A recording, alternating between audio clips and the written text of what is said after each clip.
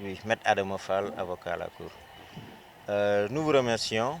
Et effectivement, comme vous le savez et le suivez, les honorables députés Massata Samb et Mamadou Niang se sont rendus d'eux-mêmes à la division des investigations criminelles.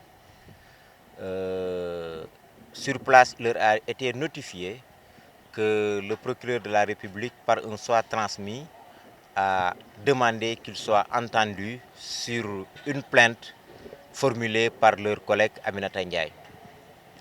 Ils ont décliné leurs fonctions, leur qualité de député, qui s'opposent à ce que toute poursuite soit enclenchée contre eux tant que leur immunité n'a pas été levée.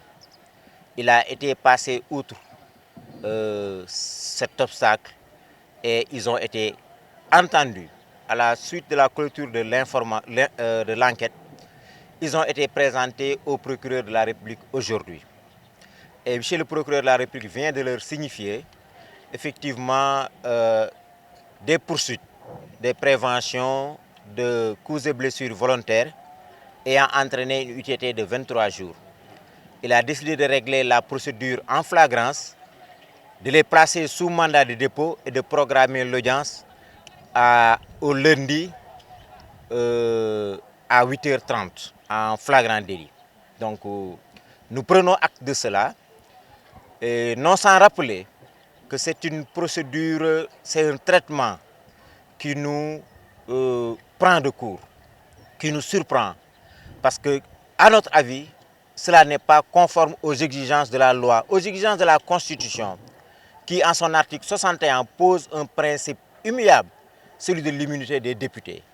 Cela n'est pas conforme à l'article 51 du règlement intérieur de l'Assemblée nationale, qui protège le député et qui fixe une procédure spéciale pour pouvoir enclencher des poursuites contre les députés. Nous espérons, parce que nous avons toujours foi à la justice de notre pays, que les juges en charge de ce jugement nous prêteront une oreille attentive et répondront favorablement à ces demandes-là. En cas de violation, maître, en cas de violation de l'immunité parlementaire, que prévoit la loi?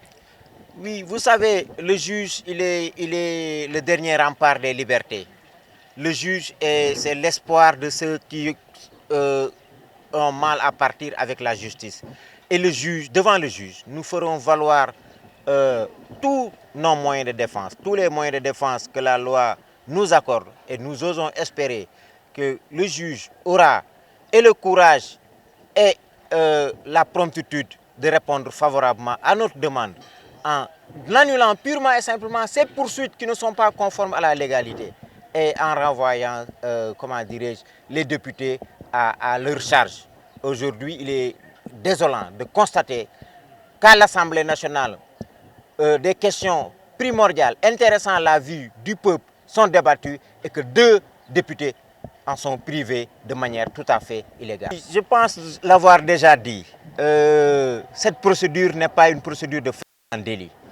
On veut passer outre les recommandations légales, on veut passer outre la procédure telle que définie par le Code de procédure pénale et les lois et règlements de ce pays pour nous imposer le flagrant délit. Je le répète, je le réitère, je le martèle s'il le faut, nous ne sommes pas en flagrant délit.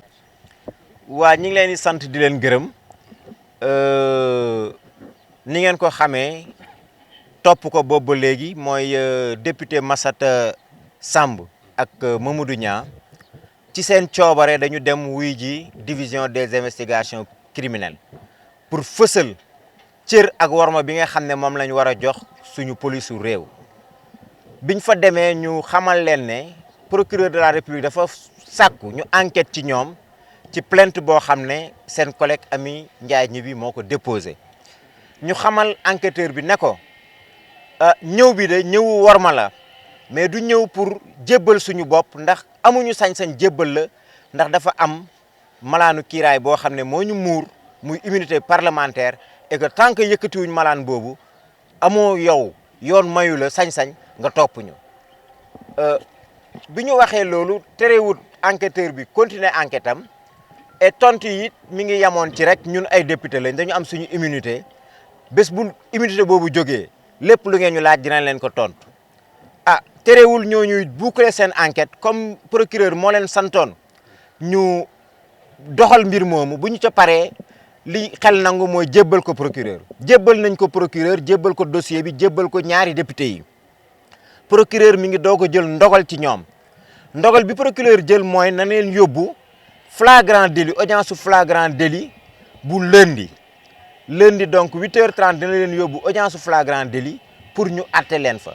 ñun suñu wareef mooy ànd ak ñoom ba foofa lépp luy seen ak seen yelleef ñu jéem ko fa xeex. waa procureur mi ngi leen topp ne CBV mooy coups et blessures volontaires boo xam ne ki koy ñaxtu dafa ci jëlee tële bu ñaar fukki fan ak ñett donc muy ay yoo xam ne article 292 ak yi mu toftal ñoom ñoo koy dàq ci code pénal donc encore une fois ñun loolu gêné wuñu li ñu gêné mooy député assemblée nekk en session nga am sa malaanu kiiraay ñu ne duñu wax ci loolu dañ lay atte par la force donc ñi ngi am yaakaar ne attekaay bi ñuy dem dinañ fa fekk juge boo xam ne xarañ na am na njàmbaarte goo xam ne dinañu mën a déglu jox ñu dëgg bi ñuy laaj.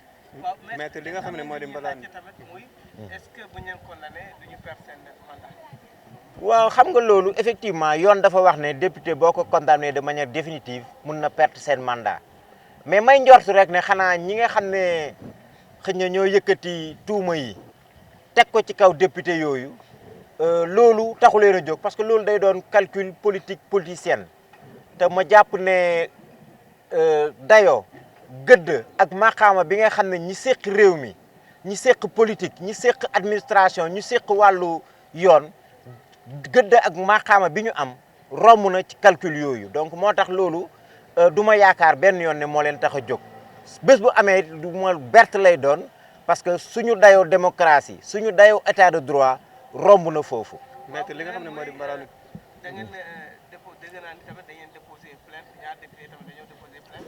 waaw loolu am na ñu ngi koy dëggal mais bu jotee buñ ci waxtaanee dinañ ñëw leeral leen parce que amaguñu quand même li nga xam ne moom la ñuy jëlee suñu bâtonnier mu jox ñu ndigal pour ñu wax ci suñ ko jotee dinañ leen convier à un point de presse pour dévoiler ci incha allah. waaw xam nga lépp loo gis ñu ne kiiraay la buñ ko jéggee rek lépp luy këyit wala doxalin boo xam ne mooy dëggal jéggi boobu day nul kon ñun am nañ yaakaar ne lépp luñ fi def boobu ba léegi te bàyyiwuñ xel malaanu kiiraay mi loolu lu nul la te buñ demee ci ëttu attekaay bi it dinañ ko fa jëmmal incha allah.